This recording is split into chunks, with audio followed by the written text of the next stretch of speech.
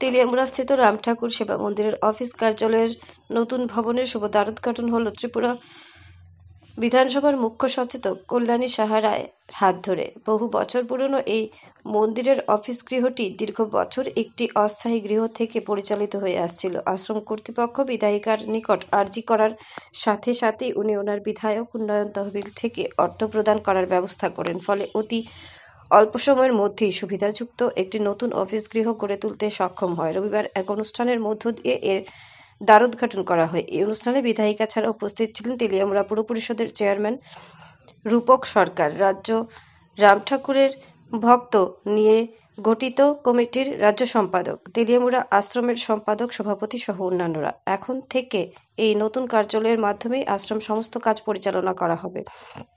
বিধায়িকা ওনার আলোচনার মাধ্যমে বলেন, উনি ওনার বিধায়ক উন্নয়ন তহবিলের অর্থ সমাজের সকল অংশের মানুষের উন্নয়নের জন্যই খরচ করার ব্যবস্থা করে আসছেন। তেলিয়ামুড়া বিধানসভা এলাকায় সার্বিক উন্নয়ন কল্পে এই অর্থ, যা সকল ধর্মের প্রতিষ্ঠান থেকে শুরু করে শিক্ষা, স্বাস্থ্য, রাস্তাঘাট, পানীয় জল সমস্ত ক্ষেত্রেই ওনার সহযোগিতা করার প্রচেষ্টা রয়েছে। ব্যুরো রিপোর্ট, আরই, ধর্মনগর।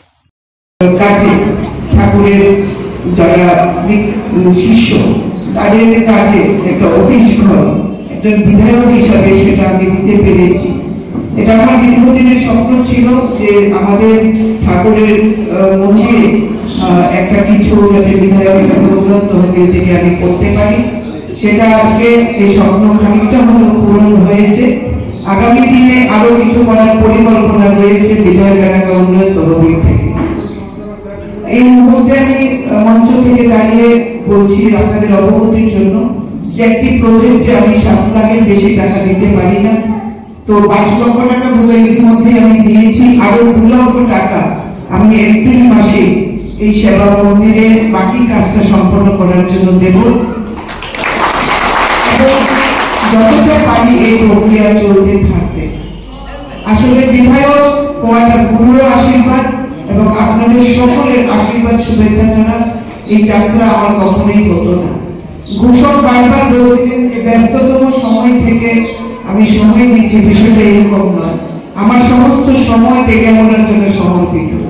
আমি চেষ্টা করি আমার জীবনের অধিকাংশ সময়, যে সময়টা আমি বিধায়ক হিসেবে কাজ করছি, তেলিয়ামুড়ার সমস্ত ডেভেলপমেন্ট যাতে আমি করতে পারি, কোনো সময় নষ্ট না করে এবং প্রত্যেকটি মানুষের কাছে যাতে আমি পৌঁছাতে পারি,